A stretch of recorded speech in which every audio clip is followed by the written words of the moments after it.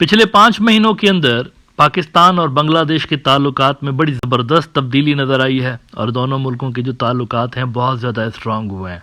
इसके चलते दोनों मुल्कों ने पिछले दिनों डायरेक्ट ट्रेड रूट स्टार्ट किया। पहले मौजूद नहीं था, लेकिन अब पहली मर्तबा डायरेक्ट ट्रेड रूट्स खोल दिए गए हैं और इसके चलते हमने देखा कि जब पहला शिप कंटेनर से भरा हुआ शिप जब पहला पाकिस्तान से बांग्लादेश की तरफ आया तो उसको इंडिया के अंदर अच्छी नज़र से नहीं देखा गया और उसके खिलाफ बहुत ज़्यादा प्रोपेगेंडा भी किया गया कि इसके अंदर बारूद आया है, असलहा आया है और इसके अंदर पता नहीं पाकिस्तान ने कौन कौन सी ममनुआ चीज़ें भेजी हैं। लेकिन इस तमाम इंडियन प्रोपेगेंडा का कुछ ख़ास असर पड़ा नहीं बांग्लादेश और पाकिस्तान की सेहत पे और दोनों मुल्कों ने एज़ यूजुअल अपना ट्रेड जो है वो कंटिन्यू रखा हुआ है। आज दूसरा शिपमेंट भी पहुंच चुका है, बांग्लादेश पहुंच चुका है पाकिस्तान से और ढाका ट्रिब्यून ने इस पर रिपोर्ट किया है कि Pakistani ship brings goods to Bangladesh for the second time. ना इसके अंदर क्या क्या था, उसमें वो कहते हैं कि the shipment include sugar, soda ash, denim fabrics, yarn, dolomite lumps, natural dolomite, dried fish,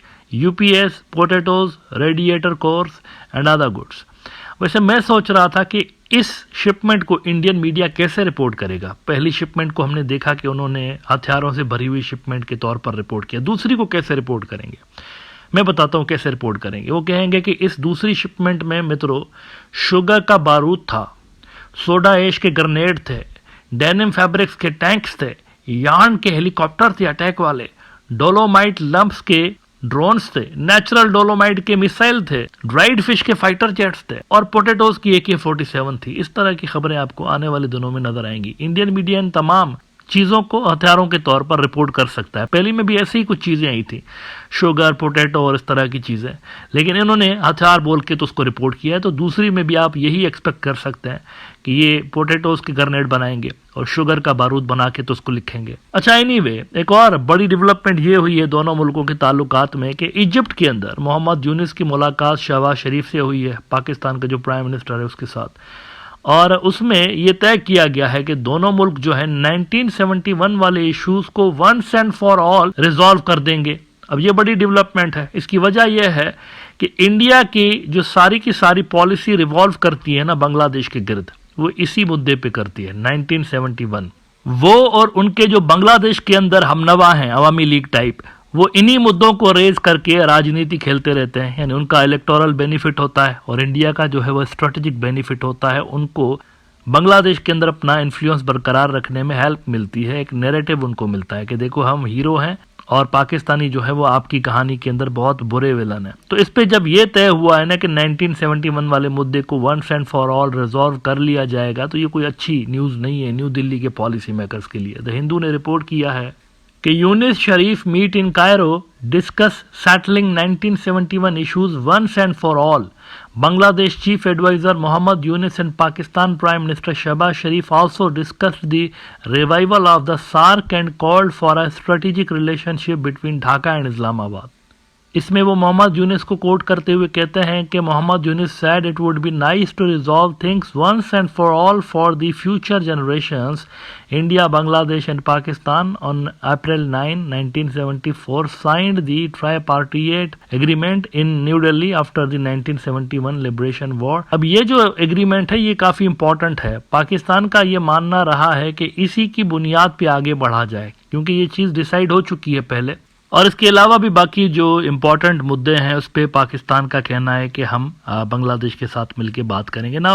India के अंदर जो उनके थिंक टैंक्स हैं और उनके जो एक्सपर्ट्स हैं वो कहीं ना कहीं पर यहाँ भी चाइना को देख रहे हैं। वो समझ रहे हैं कि जो पाकिस्तान और बांग्लादेश के दरमियान कुर्बतें बढ़ रही हैं ये बड़े लेवल की गेम है। वो कहते हैं ये सिर्फ बायलैटरल मुद्दा इस तरह से नहीं है। वो समझ रहे हैं कि यहाँ पे कुछ ऐसा वातावरण बनाने की कोशिश की जा रही है एशिया के अंदर, ख़ास तौर पर इस साउथ एशियन रीजन के अंदर जहाँ से इंडिया आउट हो रहा है और वहाँ पर चाइना को रिप्लेस करके तो उन्हीं के इर्द गिर्द कोई नया रीजनल ऑर्डर क्रिएट करने की कोशिश की जा रही है। और ये तमाम जो कुछ भी हो रहा है उस बड़ी इफर्ट का, बड़ी पिक्चर का एक हिस्सा है। सिर्फ बांग्लादेश और पाकिस्तान के बेहतर होते हुए जो ताल्लुकात हैं वो बड़ी पिक्चर का एक छोटा सा हिस्सा है, वो समझते हैं। और इसकी मिसाल फिर वो देते हुए कहते हैं कि देखें साल भर के अंदर कितनी ज़्यादा तब्दीलियाँ आई हैं। मालदीव्स के अंदर बहुत बड़ी तब्दीली आई है, श्रीलंका के अंदर भी बहुत बड़ी तब्दीली आई है, नेपाल में भी आई है, और ये तमाम तब्दीलियां एंटी इंडिया तब्दीलियां, यानी यहाँ इन तमाम मुल्कों के अंदर वो हुआ है पॉलिटिकली